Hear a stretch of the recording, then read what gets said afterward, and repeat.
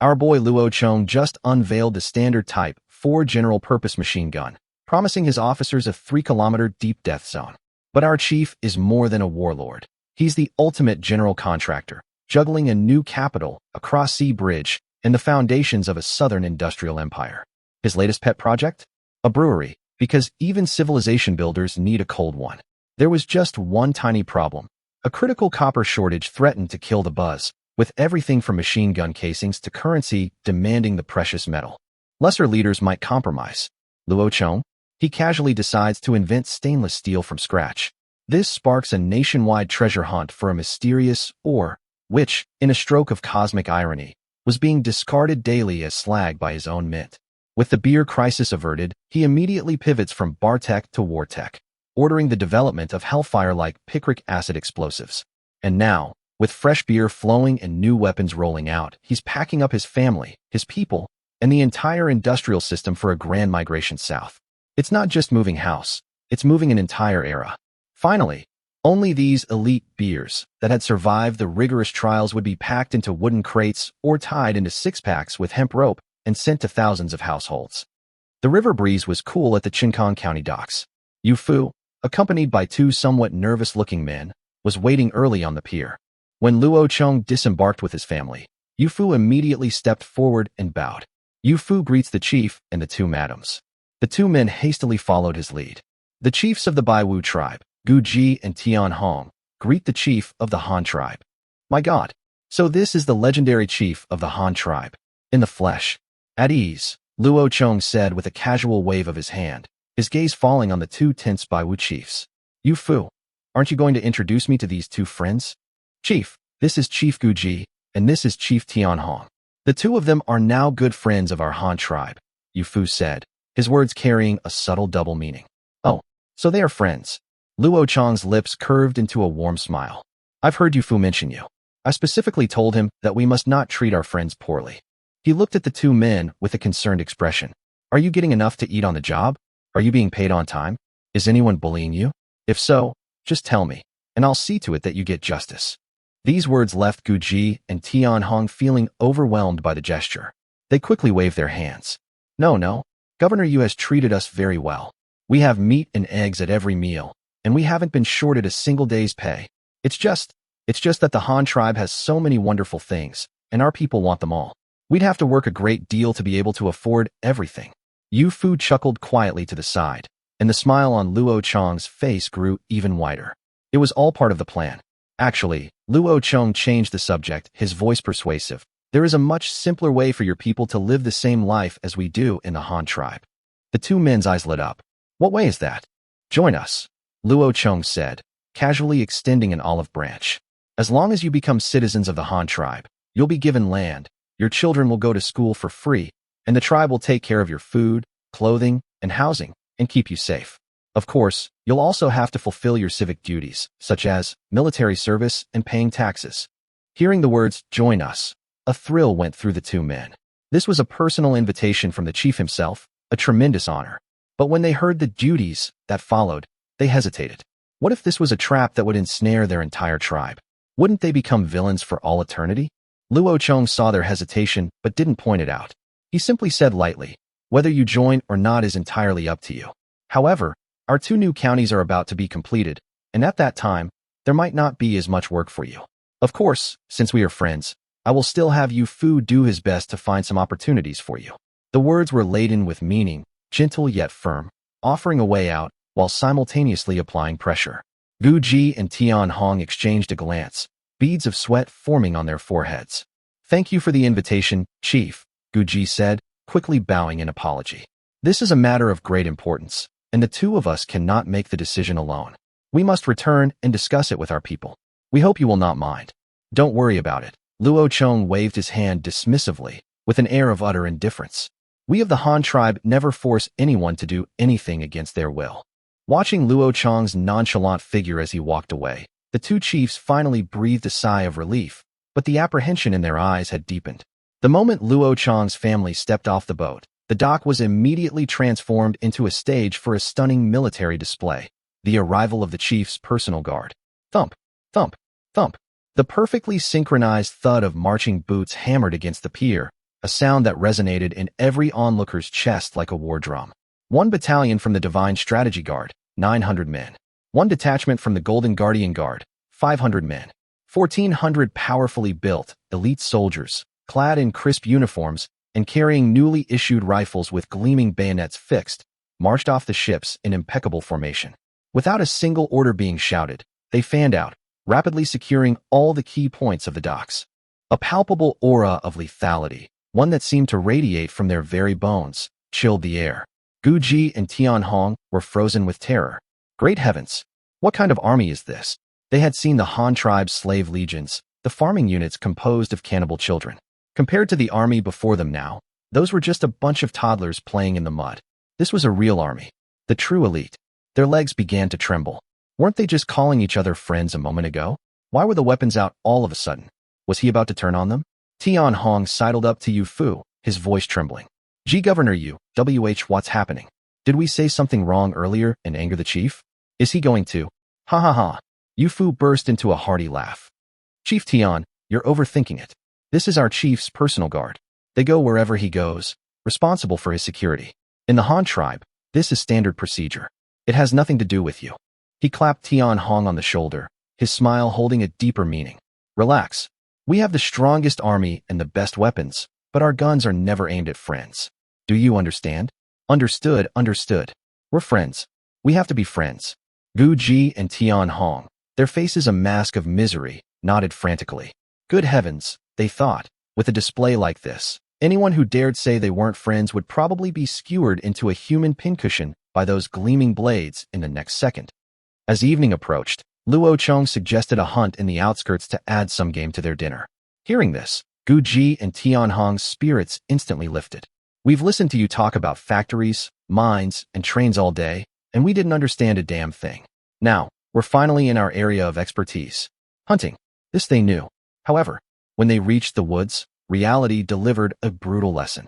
They watched as Luo Chong raised the iron tube in his hands, aimed at a wild boar weighing several hundred pounds in the distance, and casually pulled the trigger. Bang! A deafening roar echoed through the forest, making their ears ring. The boar, which had been snorting and rooting for food, instantly had a bowl-sized, bloody hole explode in its side. Before it could even let out a squeal, it collapsed to the ground with a heavy thud. Gu Ji and Tian Hong were speechless. What happened to the battle of wits? What happened to the traps and ambushes?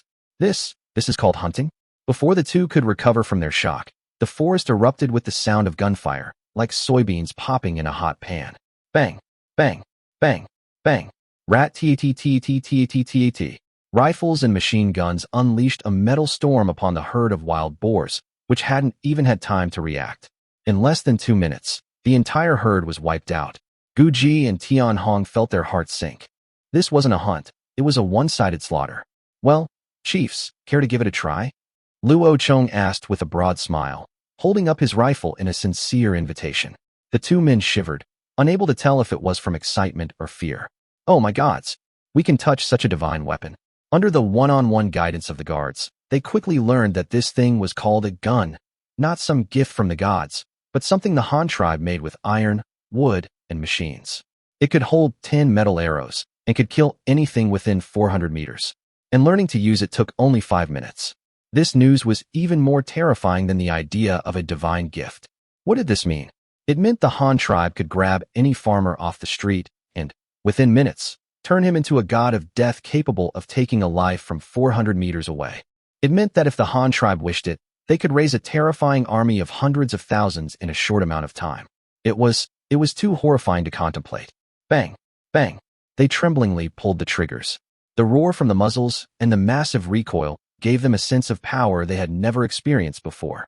Watching the ground in the distance explode with dirt and rocks where the bullets hit, and seeing small trees snap in two, they finally understood. The gap between the Baiwu Tribe and the Han Tribe was no longer one that could be bridged by courage or numbers. The recoil of that semi-automatic rifle, significantly dampened by the intermediate cartridge, was surprisingly light. After Gu Ji and Tian Hong had each emptied a 10-round magazine, they were completely captivated by this new method of persuasion. Unfortunately, this joy was destined to be short-lived. The Han tribe's firearm regulations were incredibly strict. Forget about outsiders, like them. Even a high-ranking official like Yu Fu was not qualified to privately own a single gun. Their trial period expired, and the two men reluctantly returned the rifles, still craving more. However, this target practice experience had sent ripples through their hearts like a stone tossed into a still pond. First, the power of the Han tribe was undeniable and not to be provoked. This point was now etched into their very souls. Second, they had a new understanding of civic duty. They had previously thought Luo Chong was trying to trick them into becoming cannon fodder. Now they understood that the so-called taking up arms to defend the tribe was actually about using these divine artifacts for what amounted to fishing with dynamite. My God, they thought, if they issue weapons like this for military service, forget defending the tribe, we'd conquer new lands for them. Could any opponent even withstand a single volley? With these complex feelings swirling in their minds, the group hauled the pile of boar carcasses, riddled with holes, back to Chinkong County. That evening, naturally, was another grand bonfire barbecue. The aroma of roasting meat filled the air, sprinkled with chili and cumin, and paired with ice-cold beer fresh off the boat. The combination was simply divine. Yu Fu, his face flushed from the drink, declared that he wanted to build a brewery in Chinkong County too. The beer was low in alcohol, refreshingly crisp, and the absolute perfect match for barbecue. Luo Chong just smiled without a word. Building a food factory next to a heavy industrial base? What kind of a joke is that? Gu Ji and Tian Hong were also tipsy, their hearts filled with 1,000 emotions. They remembered the days when the Baiwu Tribe worried about their 3 meals a day, when roasted potatoes were considered a luxury. But look at the Han tribe now. While they were still congratulating themselves on having meat at every meal, these people were already debating which grain made the best tasting beer. Good heavens. You have so much grain you can't eat it all, so you use it to make alcohol? Is that something a sane person would do? This beer is really good, though. The next morning, Luo Chong and his entourage took a train to Qian County. The purpose of this trip was twofold: to inspect the coal mine and to settle the technical personnel who had accompanied them. The train stopped at a small station halfway, the site of the South's industrial lifeline, the newly discovered coal mine. Preliminary surveys had revealed a seam of coal buried incredibly shallowly, only 6 meters below the surface at its most accessible point. 6 meters. That was practically a gift. They didn't even need to dig a mine shaft. They could just bring in excavators and bulldozers, create an open-pit mine, and be done with it. The mining experts Luo Chong had brought with him merely glanced at the terrain before quickly devising a vortex mining plan. Dig a massive circular pit, then build a spiral road allowing trucks to drive directly from the top to the bottom, fill up with coal, and drive back up. Simple, brutal, efficient. As for the excavated earth, they'd just pile it up to the side. In a few hundred years, when the mine was empty, they could fill it back in, patching up the planet. After settling matters at the coal mine, the train continued on, finally arriving at Qian County. The construction of this new city was already taking shape. Rows of brand-new red brick houses with tiled roofs lined the streets in neat arrays. These houses had all been built by the hands of Baiwu workers. Each was a self-contained courtyard, 5 zhang square. For main rooms, a latrine, a kitchen, and a hand pump well in the yard, completely ending the arduous days of fetching water. The remaining empty space could be used to build side rooms or pigsties as they pleased. Life couldn't be more convenient. When Luo Chong appeared in this newly built residential area with a group of technical staff and workers, the Baiwu people still working in the city were all stunned. Their eyes were filled with a complex mix of emotions: fear, envy, anger, and a deep-seated sense of inferiority. They had built these beautiful houses with their own hands. They had dreamed countless times of one day living in such a home themselves. However, when the owners of the houses finally appeared, their dreams shattered. It turned out they were just laborers after all. They were envious, jealous, and angry. These houses they had built brick by brick were ultimately for others to live in. Seeing the dejected looks in his people's eyes, Gu Ji and Tian Hong felt a pang of unease. They had had the chance to give their people this kind of life, but when the opportunity arose, they had hesitated.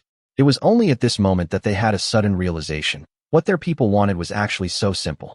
Just a small courtyard, 5 zhang square, a few rooms to shelter them from the wind and rain, and a life with dignity and hope, the same as the people of the Han tribe.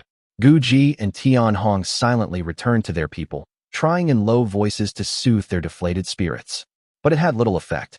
Even the children, who were usually the most boisterous, seemed to sense the heavy atmosphere. They tugged at their parents' clothes, asking curiously, "Dad, Mom, who are they? Why do they get to live in the houses we built?" A sharp pain, like a needle prick, pierced the parents' hearts. It was a deeply uncomfortable feeling, yet they forced a smile. They are from the Han tribe. The houses were built for them. Oh, the children nodded, only half understanding, their eyes fixed on the group of new neighbors.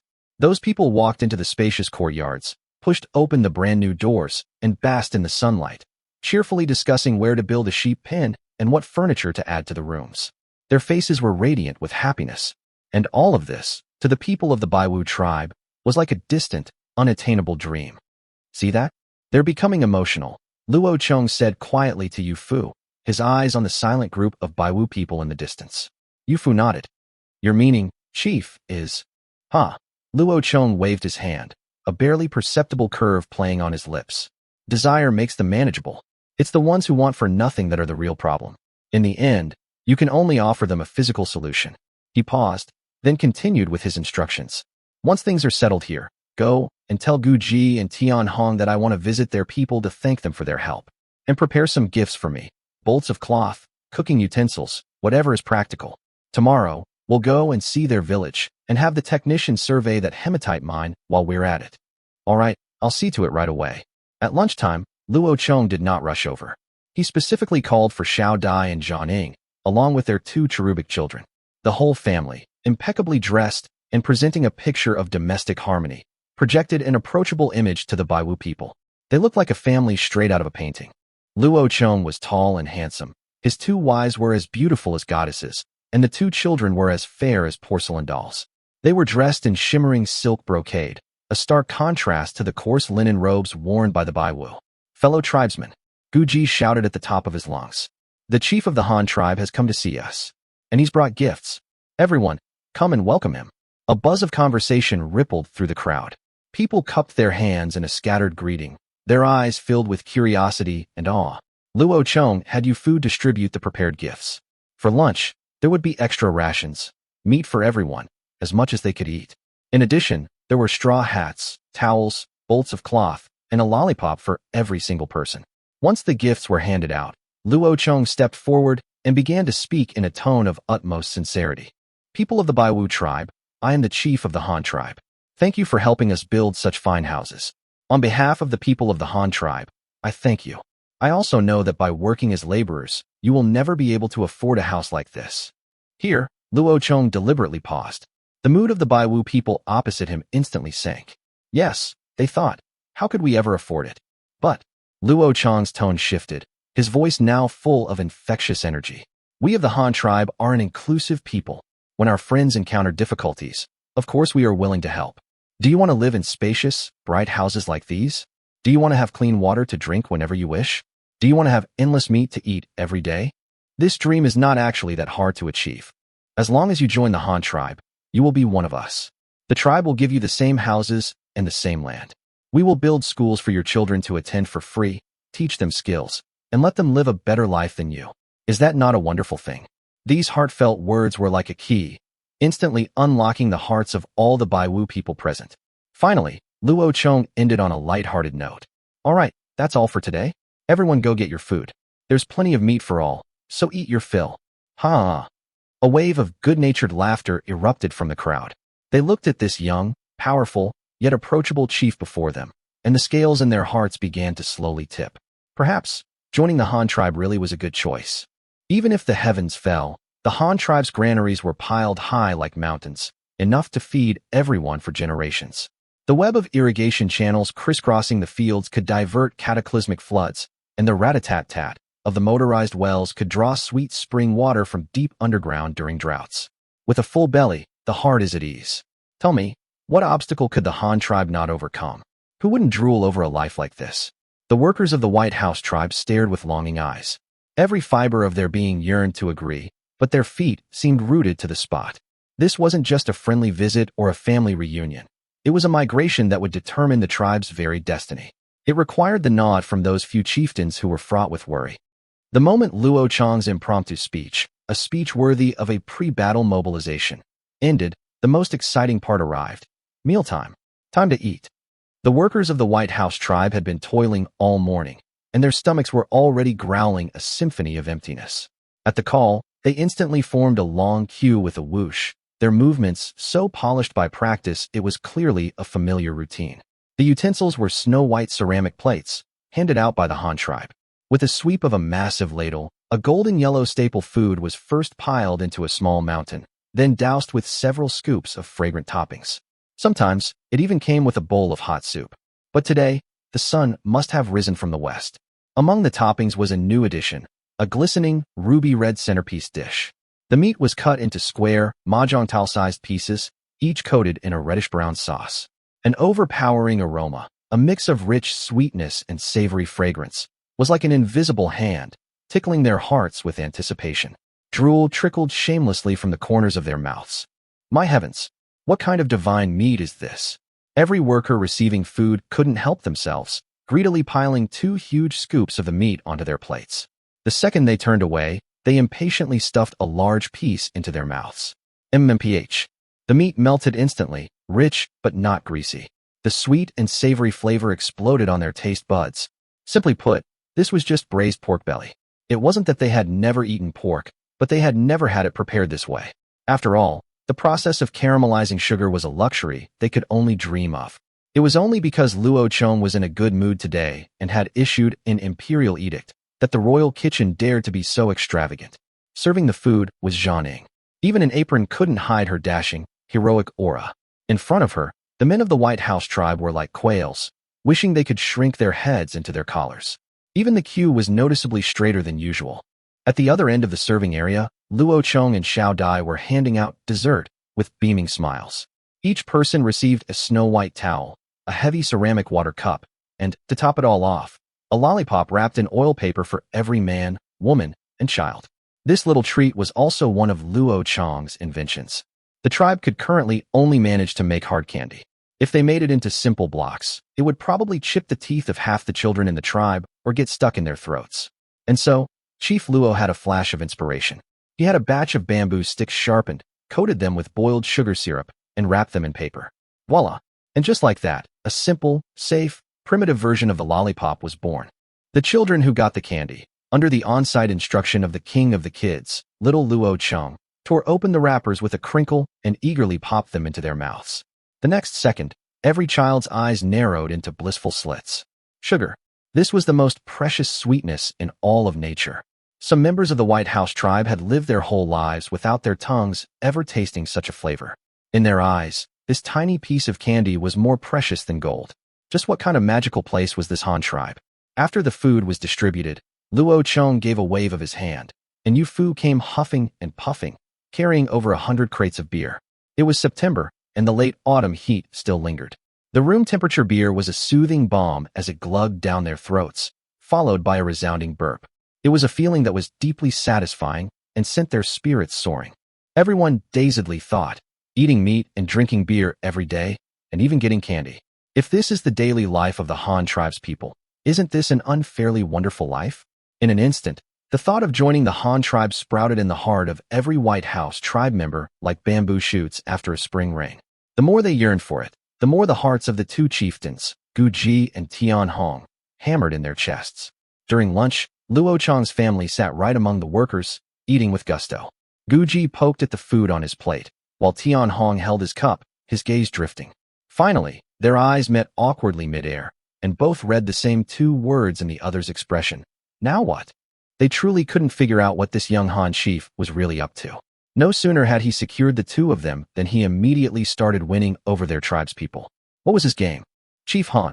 Finally, the slightly older Tian Hong couldn't hold it in any longer. He put down his cup and asked cautiously, "Why? Do you insist on our White House tribe joining the Han tribe?" Hearing this, Luo Chong grinned but didn't answer right away. He first took a large swig of beer, letting the cool liquid slide down his throat, before speaking slowly. "Let me ask you 2 a question in return. Is joining our Han tribe a bad thing?" He looked at them, his gaze piercing. "As long as you nod, I guarantee that your people will live the good life you're having today, with meat every day and beer with every meal. Isn't that the best possible outcome?" The offer was incredibly tempting, but the more proactive Luo Chong was, the louder the drum of unease beat in Tian Hong's heart. He hesitated for a long time before deciding to get to the bottom of it. "It's not that we disagree. We just want to know why you are so insistent." "All right, I'll lay my cards on the table," Luo Chong said, leaning back. His tone became casual, but the weight of his words was immense. I've taken a liking to the land beneath your feet. He paused, as if announcing an established fact. Beneath this land, it's all treasure. To the west, there are molybdenum and coal mines. To the east, right behind your tribe's settlement, there's an iron mine. The quality may be average, but it's enough for us to smelt more steel. Since our Han tribe is here, we have no intention of leaving empty-handed. And if we're going to develop this area on a large scale, we can't have another tribe standing right under our noses. Luo Chong's eyes suddenly sharpened. You have only two paths before you. Either join us and become family of the Han tribe, or become our slaves. As for a third option, sorry, there isn't one. Even escaping is a luxury you cannot afford. You know the Han tribe has the power to ensure that.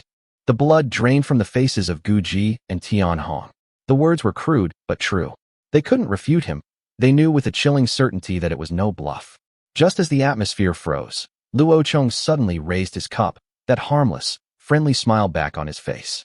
Come, let's have a drink. The two men were completely bewildered. Wasn't this change in tone a bit too fast? But compelled by his presence, they obediently raised their cups and took a sip with him. Luo Chong continued, You might think that the Han tribe, are being unreasonably domineering. But I ask you to speak from your conscience. Have I ever shown any hostility towards you from the very beginning? Before they could answer, he went on. I never planned to resort to blades or spears, because it's unnecessary. The Han tribe needs more people, and the White House tribe needs a better life. Joining voluntarily is the best outcome for both of us. It's a win-win. My tribe grows in number, and your quality of life skyrockets. Isn't that the best of both worlds? I've invited you, and I've invited your people, but have I held a knife to anyone's throat? I haven't, right? Luo Chong spread his hands. Even now, I still hope you join willingly, rather than being forced to submit. My position remains the same. I want you to join. There are only benefits and no downsides for you. In return, we get exclusive access to this land's resources and can expand our population by 2,000. It's good for you, and it's good for me. Of course, I still won't force you. I'll give you time. Think it over. Luo Chong took another sip of beer, then added as if he'd just remembered something. Oh, right. Let me tell you something. I'm just passing through this time. In a day or two, I'm heading south, where our Han tribe has much larger and more prosperous cities. If you want to gain a deeper understanding of my tribe, you can come with me.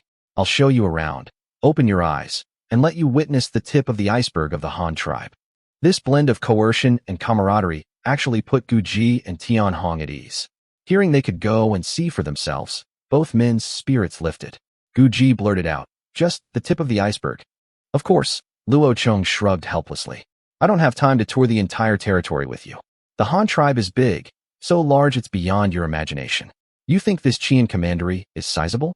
In the south, we have at least dozens of places as large as Qian commandery, with a population of, maybe several 100,000. But even if I told you hundreds of thousands, you probably have no concept of that number. Tian Hong's breathing quickened. He slapped his thigh and made an instant decision. All right, we'll go with Chief Han and see for ourselves. When we return, we will definitely give you an answer. Ha ha ha, excellent. Come, fill them up, another round. Luo Chong happily raised his cup once more. A single lunch had brought their relationship to the level of almost in-laws. Luo Chong spent the afternoon inspecting Qian commandery, and the next day, he led Yu Fu, Gu Ji, Tian Hong, and the others in a grand procession toward the White House tribe's settlement. The procession included men on tall horses and others driving tractors that chugged and puffed black smoke. It took them a full 3 hours to reach their destination. The three old chieftains who had remained behind were as excited to see Luo Chong's party as if they were greeting long-lost relatives. They didn't know Luo Chong, but they knew of him. Every time Yu Fu visited, it was like the arrival of a legendary gift-bringer, always bringing good things. When Gu Ji and Tian Hong introduced the excessively young man before them as the great chief of the Han tribe, the three old men's jaws nearly hit the floor. Their expressions were identical, as if copy-pasted. The leader of such an incredible tribe was still a young whippersnapper. Luo Chong didn't stay long. After a few pleasantries with the old men, he took a group straight to the hematite mine near the tribe. Accompanying him, besides Yu Fu and Gu Ji, were a squad of menacing imperial guards and several technicians carrying strange-looking instruments. Tian Hong was left behind, responsible for relaying this supreme directive to the tribe elders. Hong, are you saying? Chief Han wants our entire tribe to merge with them, one old chieftain asked with a trembling voice. Yes. Tian Hong nodded, his tone resolute. The man had laid all his cards on the table at yesterday's lunch. Is he really willing to give us houses, land, and even livestock for every family? Another elder asked, his face full of disbelief. It's absolutely true. He said it several times. Tian Hong described with great animation. Yesterday, he even ate with our workers and gave out so many gifts. The Han tribe is fabulously wealthy. They have everything. They can even make something called candy, and it tastes as sweet as honey. After hearing this, the three old chieftains' brows furrowed into knots. The invitation sounded wonderful, but there's no such thing as a free lunch. What was the Han tribe after? That was their biggest worry. The same suspicion that had plagued Gu Ji and Tian Hong now took root in their minds. This was too good to be true. There had to be a catch. Hong, one of the elders, posed a critical question. If we join the Han tribe, how will our people earn a living? Without earning money, how can we buy anything? Tian Hong had already thought this through. He had been a foreman for the Han tribe for over a year and knew the system like the back of his hand. Old chieftain, you're worrying for nothing. In the Han tribe, even if you don't work for the tribe, you can still live a stable life. Every family there has its own spacious house, and the cities have soldiers on patrol. It's very safe. The tribe also distributes farmland. As long as you're not lazy, you can live well just by tilling the soil. For daily meals, they eat the grains and vegetables they grow and the livestock they raise. Besides taxes, the Han tribe will even pay to buy any surplus grain. You can earn a good sum just by selling grain. With food and drink taken care of, you can spend the rest on whatever you want. In the Han tribe, even a simple farmer lives a rich and fulfilling life. Tian Hong grew more animated as he spoke, practically transforming into the Han tribe's star salesman. Old chieftain, you're worrying for nothing. In the Han tribe, even if you don't work for the tribe, you can still live a stable life. Every family there has its own spacious house, and the cities have soldiers on patrol. It's very safe. The tribe also distributes farmland. As long as you're not lazy, you can live well just by tilling the soil. For daily meals, they eat the grains and vegetables they grow and the livestock they raise. Besides taxes, the Han tribe will even pay to buy any surplus grain. You can earn a good sum just by selling grain. With food and drink taken care of, you can spend the rest on whatever you want. In the Han tribe, even a simple farmer lives a rich and fulfilling life. Tian Hong grew more animated as he spoke, practically transforming into the Han tribe's star salesman. You mean to say? One of the elders said, parsing his words and seeking confirmation. If we join the Han tribe, even a common farmer who only knows how to plant crops can support his entire family and still have money left over? That's right. That's exactly it. Tian Hong pounded his chest with a thump. But why? The eldest chieftain asked, his face a mask of incomprehension. Why would they treat us so well? What's in it for them? From what you're saying, taking us in sounds like a losing proposition, all charity and no gain. Is there a catch? As Luo Chong's fleet of ships slowly docked at Tuohai commanderies pier like great beasts returning to their lairs, Dashu had already led a crowd of officials to surround the pier. The scene was as grand as a welcome for a visiting god. Dashu, full name Lin Shu, was now the veritable lord of the southern border, with a terrifyingly large territory under his command. Tuohai commandery itself administered 5 large counties. The newly built capital was temporarily under his purview, and the administrative operations of the 8 commanderies of the Tang tribe across the river also fell under his direction. This man, though named a commandery governor, in reality wielded authority over 10 large commanderies. He was a true viceroy. A stomp of his foot would make the entire southern border tremble. Before the ship had fully docked, the imperial guards leaped onto the pier as silently and swiftly as leopards, clearing a safe perimeter in an instant. Only then did Luo Chong, holding his family's hands and leading the tour group members, Gu Ji and Tian Hong, leisurely walk down the gangplank. Tuohai Commandery Governor Lin Shu humbly welcomes the chief's arrival. The moment Dashu saw Luo Chong, he immediately stepped forward and gave a standard cup fist salute. All right. Dispense with the formalities. Luo Chong quickened his pace, pulled him up by the arm, and clapped him soundly on the shoulder with a hand the size of a fan. Well now, it's been a few years. Do you still recognize me as your chief, you rascal? The two men looked at each other and smiled. Nothing more needed to be said. Dashu was Luo Chong's earliest angel investor, the first to throw in his lot with the Han tribe with the full strength of his own people. In terms of seniority, even Shu had to defer to him. How could I not think of you? Dashu's eyes warmed with emotion.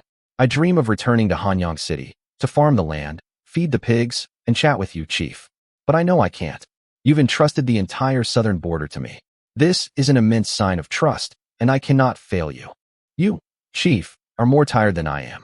You carry the entire Han tribe on your shoulders.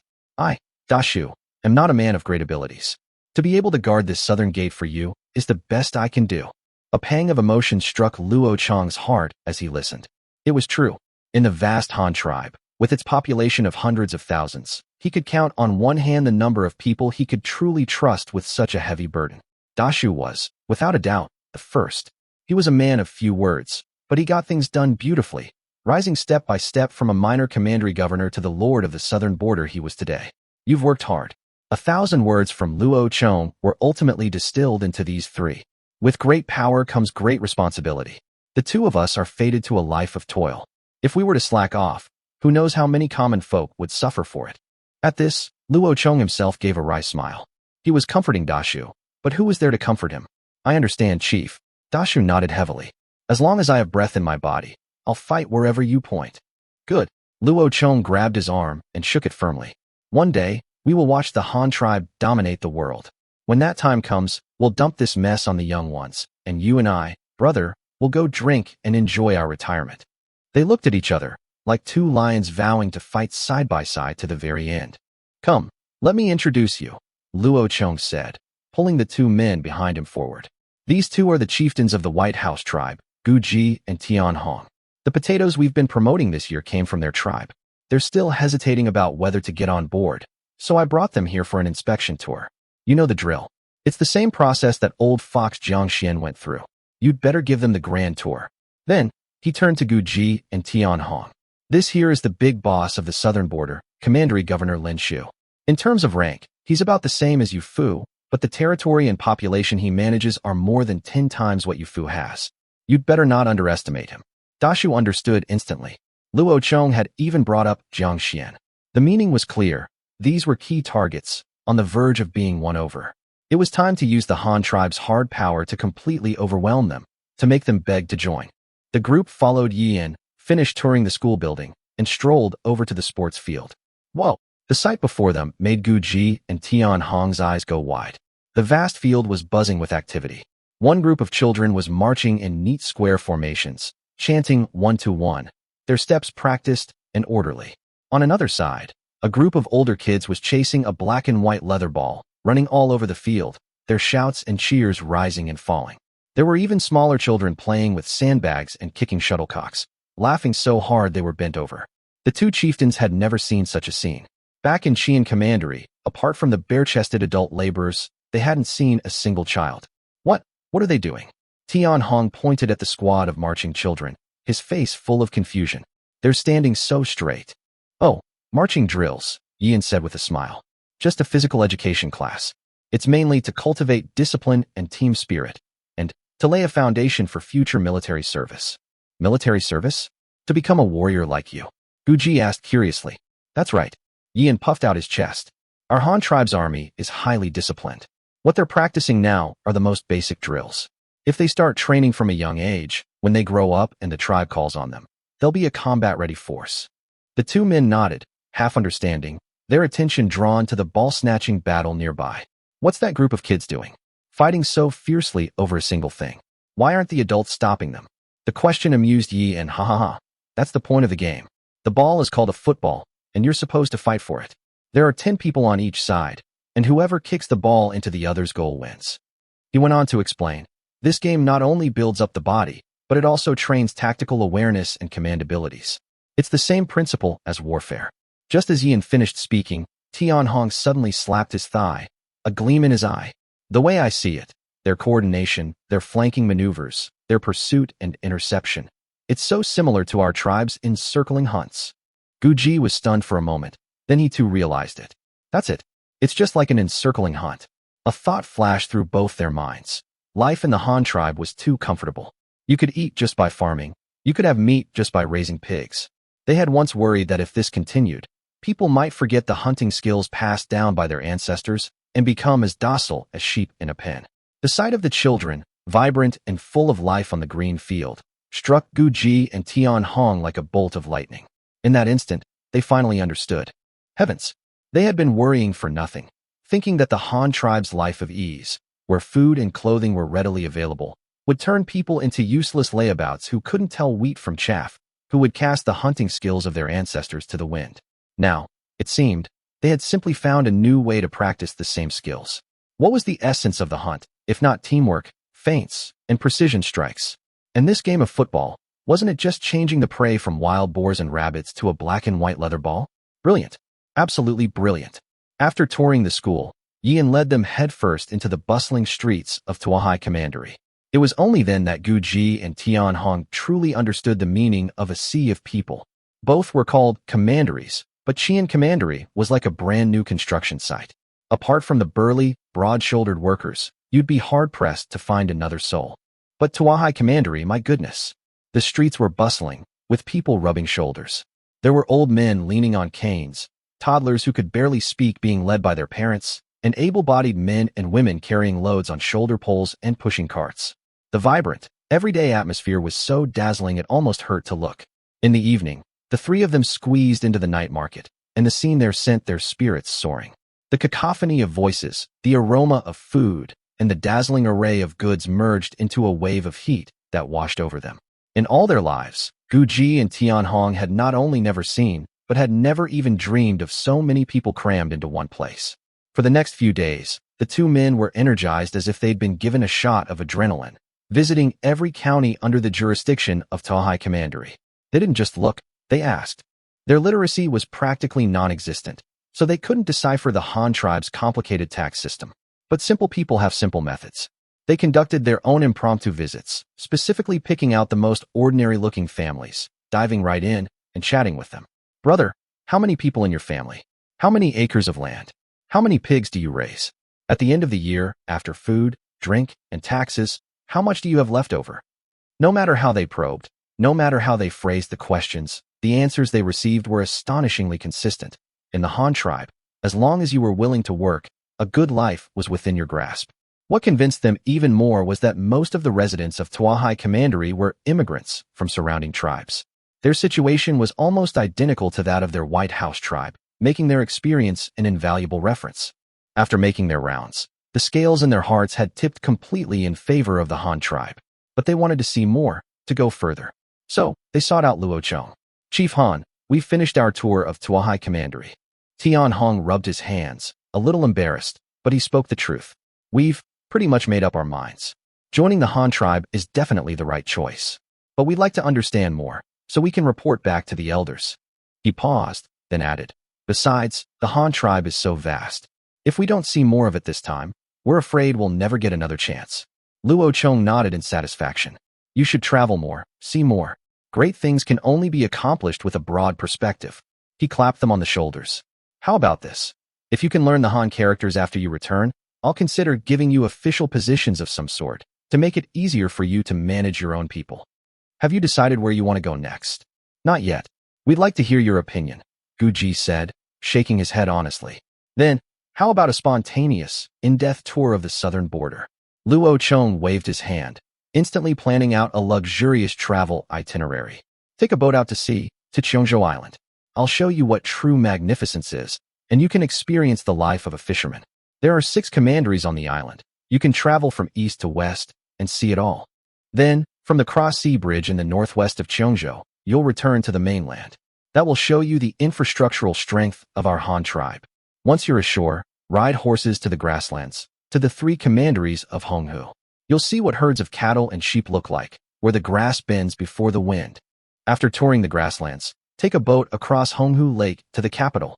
You'll witness the largest city in the world, which we are currently building. By the time you finish this circuit, the railway from the capital to here should be complete. Then, you can ride back on the Choo-Choo Iron Beast, and I'll take you for a tour of the Tang tribe on the other side of the river. Once you've seen the entire southern border, then you can give me your final decision. Gu Ji and Tian Hong's blood boiled with excitement. The itinerary was simply perfect. After sending off the tour group, Luo Chong returned to the new home Dashu had arranged for him. It was a 2.5-story, traditional-style villa, complete with its own stables, servants' quarters, and a large kitchen. For the next 3 years, this would be his southern command center. Xiao Dai and Zhang Ying were busy tidying up the house, while Luo Chong dove into the study and began drawing up the blueprint for the South's industrial development.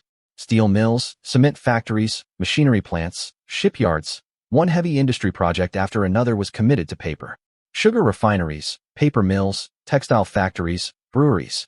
Light industry could not be neglected either. In particular, the rubber processing plant and the potato noodle factory were marked with special emphasis. One was crucial to the future of industry, and the other was to satisfy his own cravings. In the house, Xiao Dai and Zhang Ying were whispering to each other. Sistering, do you think Tang Yao will like this room? The house isn't important. What's important is the master's attitude. It's the same for all of us. Wherever the master is, that's where home is. You're right. Well then, should we perhaps nudge the master? It's been several days, and he still hasn't gone to the Tang tribe to see Tang Yao. Let's mention it at dinner tonight. Meanwhile, Gu Ji and Tian Hong had already boarded a fishing boat headed out to sea. This was no luxury cruise liner, but a two-masted trawler. The cabin was crammed with fishing nets and miscellaneous items, and the air was thick with the heavy smell of fish. The boat slowly sailed out of the mouth of the Luyang River. When the boundless, azure sea spread out before them without warning, Gu Ji and Tian Hong, two men who had never left the mountains in their entire lives, were completely awestruck. In their youth, they had been to the banks of the Luhan River. Looking at the 3 to 400 meter wide river, they had thought it was the largest body of water in the world. As the fishing boat sailed out of the river mouth, the land on either side seemed to recede, pulled back by an invisible hand until it disappeared completely below the horizon. Ahead lay a boundless expanse of azure, merging seamlessly with the sky. Gu Ji and Tian Hong, two men of the earth who had spent their entire lives working the soil, felt their hearts seized by a mixture of shock and fear. Gulp. Gu Ji nervously swallowed, his hands gripping the ship's rail so tightly that his knuckles turned white. Brother Yan, are we really going out there? There's nowhere to set foot ahead.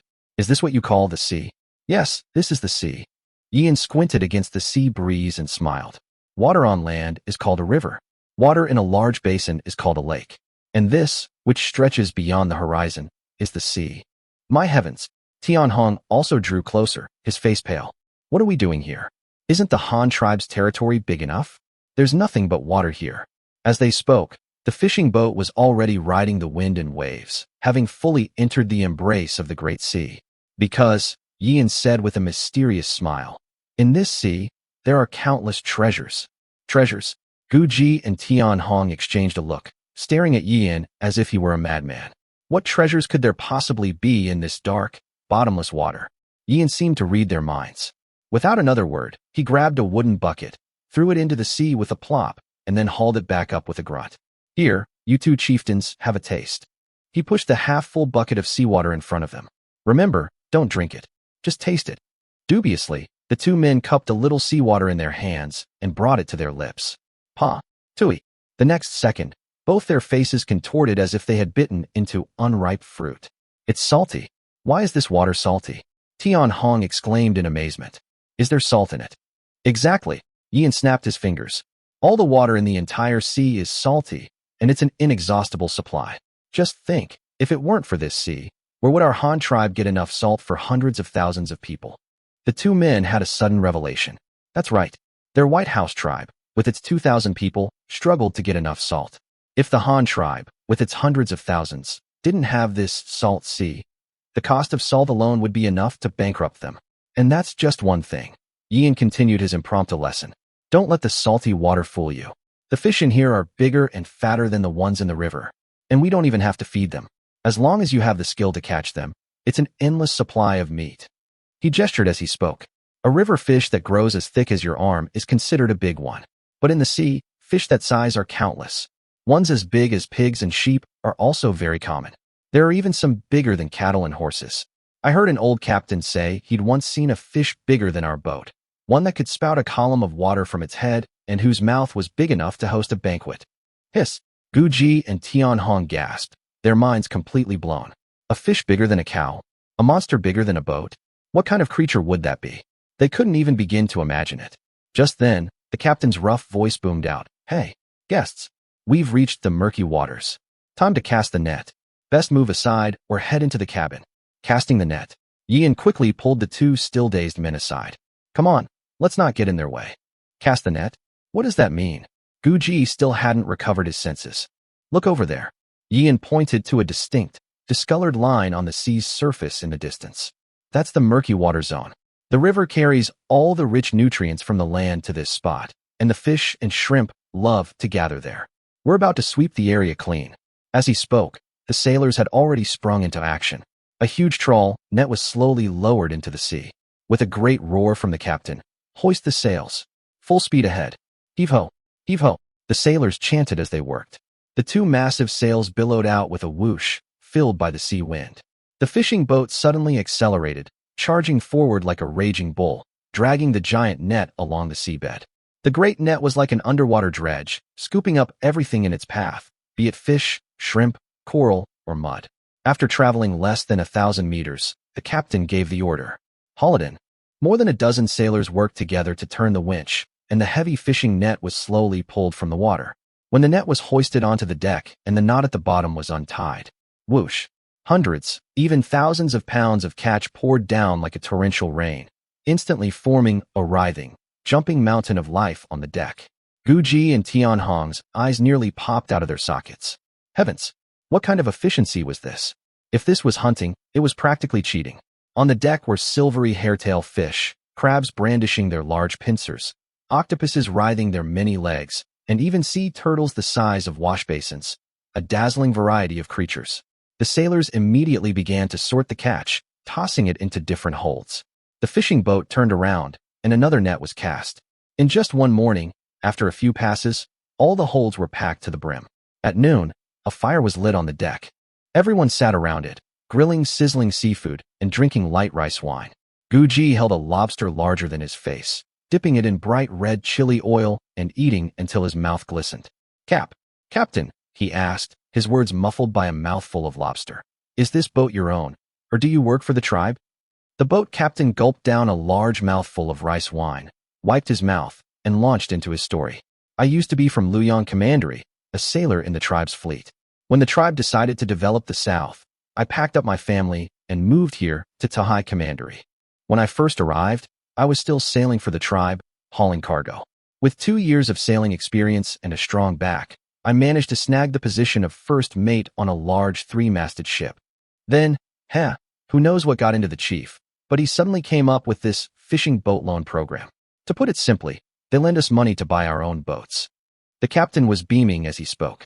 "At the time, I was running the route from Weishan Commandery to the Cross Sea Bridge, hauling cement and steel bars every day. I got to know the foremen on the construction site pretty well, and they were always complaining to me that the thousands of workers on site were crying out for meat. That got me thinking, this could be a great business. So, I took the plunge, quit my job, and went out on my own. A loan to buy a boat. What does that mean?" Tianhong asked, completely bewildered. It's because the boats are too expensive," the captain slapped his thigh. "Just think about it. Logging, processing, building the keel, laying the deck. It's a whole mess of procedures. Without a professional shipyard and 100 or so workers, you can't build one. How could a private individual possibly afford it? Take my boat here. It's about 20 meters long, with 2 masts. Doesn't look like much, does it? 3,000 yuan. And that's not even counting the cost of the fishing nets and hiring sailors. 3,000 yuan. Guji was so shocked his jaw nearly hit the deck. My heavens. Tianhong was also doing a quick calculation in his head. A skilled worker only earned 30 yuan a month. 3,000 yuan would take 100 months of not eating or drinking, a full 8 years, and then some. That's why the tribe started the loan program. The captain explained. If you want to buy a boat, you first order one from the shipyard, then apply to the government office, and finally, you take the approval document to the bank to borrow the money. Of course, the ship's deed has to be mortgaged at the bank. The boat is only truly yours when the loan is paid off. The process is a bit of a hassle, but it at least gives us common folk something to hope for. So how many years is your loan? Can you pay it back? Guji asked curiously. 5 years. The captain held up 5 thick fingers, his face brimming with confidence. Of course I can. I have a steady buyer. The construction site over at the Cross Sea Bridge, they buy all their fish from me. As long as the work on the site doesn't stop, I won't have to worry about making money. Yan, who had been quiet all this time, suddenly interjected. Captain, I've heard that the bridge will be completed in 2 or 3 years at most. When that happens, where will you sell your fish? Ha ha ha. Brother, you don't have to worry about that. The captain grinned from ear to ear. In these 2 or 3 years, I'll make a few more trips, and I'll have long since made back my initial investment. Besides, haven't you heard? Our chief has brought his whole family down south. This is fantastic news. He lowered his voice and said conspiratorially, just think about it. Wherever the chief goes, can development be far behind? The Cross-Sea Bridge project will be gone, but who knows how many new construction sites will pop up. When that time comes, which construction site won't need cheap meat? I can supply as many fish as they need. Hearing this, Tian Hong chimed in. Captain, you've got a good eye? We've heard that the chief is planning to start some kind of food industry in the south. Maybe there will be factories that specialize in canned fish in the future. Really? The captain slapped his thigh in excitement. That's what I'm talking about. Follow the chief, and you can't go wrong. As long as there are factories, there will be workers, and where there are workers, there will be canteens. If I can just secure the fish supply for one canteen, what's there to worry about? The fishing boat sailed on. Without an ice hold, the fish they caught were gutted on the spot and cured with salt. After several days of swaying on the waves, the boat arrived at the pier of Yashan Commandery on Cheongzhou Island.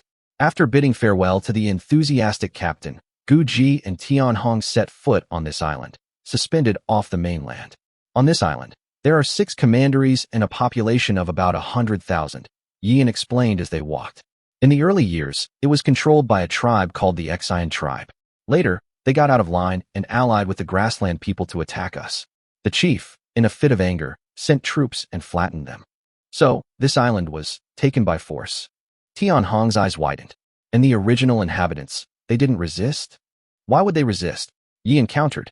We only eliminated their leaders and their army. We didn't touch a single civilian. After we took over, we brought them a better life than they had before.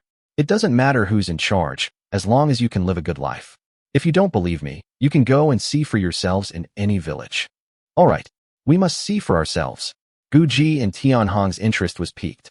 When the group arrived in Yashan Commandery, Yian suggested, let's first pay a visit to Prefect Shui here. He's the highest-ranking official on Cheongzhou Island.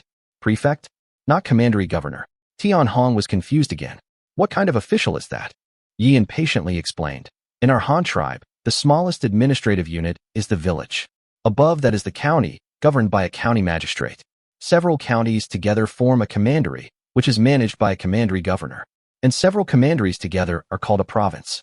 The highest-ranking official of a province is the prefect. Above the county is the commandery, managed by a commandery governor. And you think the commandery governor is at the top? Heh, you're thinking too small. Yian teased them, then continued. Above the commandery, there's the province. For example, this entire island is Cheong Province. All 6 commanderies on this island are under the jurisdiction of Cheong Province, and the highest-ranking official in a province is called a prefect.